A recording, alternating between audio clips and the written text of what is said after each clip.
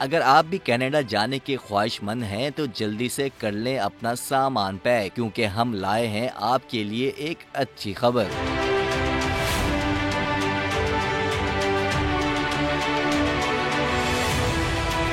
वज़ीर आला पंजाब ने गुज़िश्ता रोज़ खुशखबरी सुनाते हुए कहा कि कनाडा ने गैर रस्मी तौर पर पंजाब से इजाफी वर्कर्स को खुश आमदीद कहने पर रजामंदी जाहिर कर दी है। निगरां वज़ीर आला पंजाब मोहसिन नकवी और कैनेडियन हाई कमिश्नर लेस्ली स्कैनलन के दरमियान होने वाली मुलाकात में गैर रस्मी मुआहिदा तय पा गया। मोहसिन नकवी ने मुआहिदे के हवाले से उम्मीद जाहिर करते हुए कहा कि पाकिस्तानी नौजवानों को जल्द ही कनाडा में रोजगार के मौके तलाश करने का मौका मिलेगा। मुलाकात में दोनों फरीकैन ने दीगर शोबों समेत माहौलियाती तहफ़्फ़ुज़ जैसे शोबों में ताउन पर तफसीली बातचीत की। दोनों रहनुमाओं ने माहौलियाती ताउन को फरोग देने पर जोर दिया। पंजाब हुकूमत का एक वफ्द आने वाले हफ्तों में मुआहिदे पर बाकायदा दस्तखत के लिए कनाडा का दौरा करने वाला है।